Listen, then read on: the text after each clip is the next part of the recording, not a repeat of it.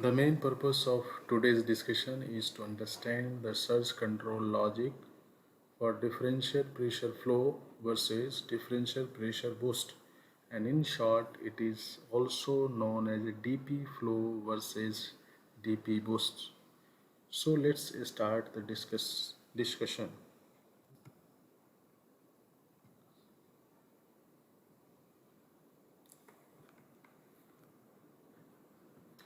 Surge control, DP flow versus DP boost. Uh, Here in example, compressor takes the suction from either atmospheric air or the process gas. It has one pressure transmitter PT1 installed at suction and inlet guide vane.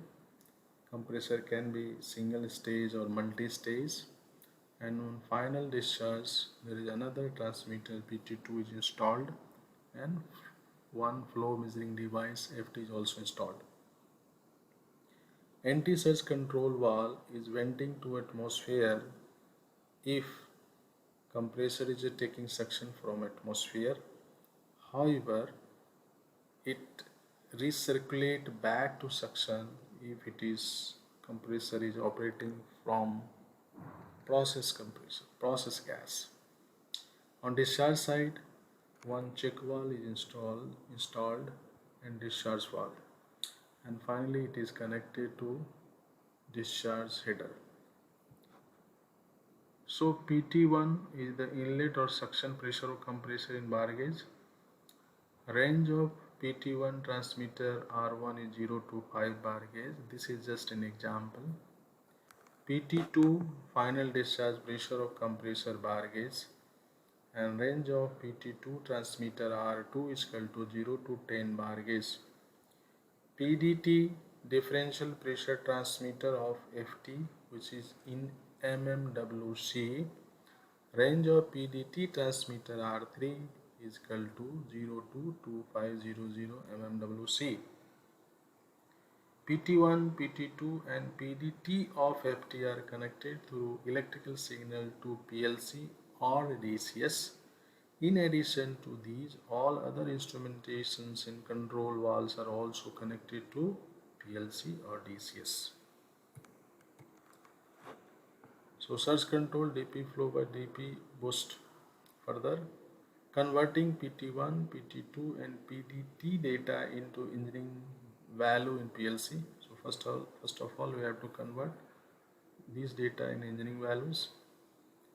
Differential pressure is equal to DP boost, and which is equal to final discharge pressure minus suction pressure. So differential pressure boost is equal to PT2 minus PT1 bar gauge. So P2 is the pressure reading of PT2 and P1 is a pressure reading of PT1. So it is just a difference. Now converting this into the raw value in PLC, how we can do this? Differential pressure boost raw is equal to 16384 into differential pressure boost bar gauge upon transmitter range of PT2. Please note that though we should always take higher transmitter range in PT1 and PT2. In this case, PT2 is larger than PT1. Normally, always PT2 is larger than PT1, and so PT2 is selected. Also, 16384 is a number that can be any other number also. So differential pressure flow in a raw is equal to 16384 into differential pressure flow mmWc upon transmitter range of PDT mmWc. So differential pressure across compressor is DP boost and differential pressure flow is DP flow across the flow measuring device. Now we have data of DP flow and DP boost in raw unit. Surge line, how we can draw the surge line? This is just an example. P1, P2, P3 is a 3 point of surge. IGB position is 10%, 15% and 20%, and corresponding all 3 point DP flow is 1642 corresponding DP boost is 6813. Similarly, for point number 2, DP flow is 1693 and corresponding DP boost is 7057. For point number 3, DP flow raw is 1925 and DP boost raw is 7433. So, surge test of compressor is conducted for minimum 3 IGA position and maximum to any number of points. DP flow and DP boost raw are collected during the surge test in the field. DP flow is drawn on x-axis, and DP boost is on y-axis. In case of air compressor, DP boost is equal to final discharge pressure because suction pressure is assumed to be 0. So surge slope is equal to DP boost upon DP flow, and surge line slope is calculated using the regression methods. So if you use the regression method for all 3 points, the surge slope is 2.015, which is constant, and surge bias is 3567. So this is the slope for 3 points. After slope for surge slope is this, and what is surge bias? It is the vertical offset of from the 0 point to the point of intersection of surge line on y-axis. So this is 3567.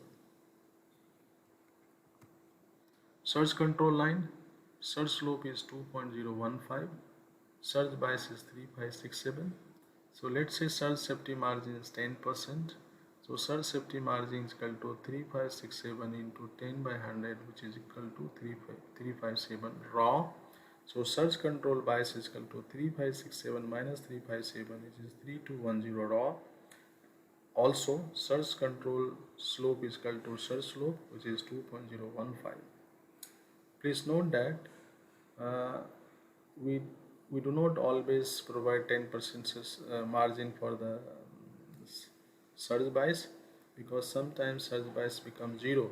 So we have to take care and maintain margin between the surge line and control line. So see, this is a surge line and this is a control line on DP flow versus DP boost.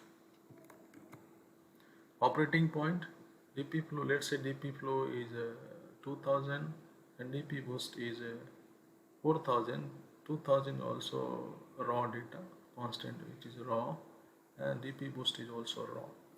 If you draw on this is 2000 DP flow, 4000 DP boost. So this is a point of operation. Since it is below the surge control line, it is safe. So machine is operating safely. PID controller is a proportional integral and derivative controller. It is developed in PLC or DCS. Input data is data, not date. Input data are process value and set point. One controller output.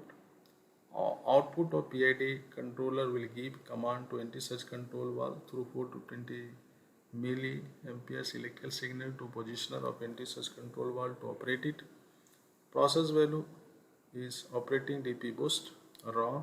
Set point is a surge control bias plus surge control slope into operating DP flow. So PID logic is if PV is greater than SP, then anti-surge control valve will open. If PV is greater than SP, then anti-surge control valve will open. If PV is less than SP, the anti-surge control valve will close, and if PV is equal to SP, then anti-surge control valve will be in the last position.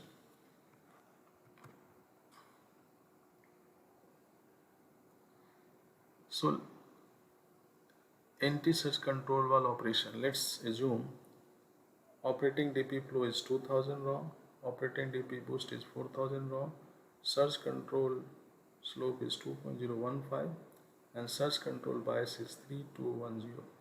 Process value is 4000 raw. Set point SP is surge control bias plus surge control slope into operating DP flow. So set point SP is 3210 plus 2.015 into 2000. So set point SP is 7240.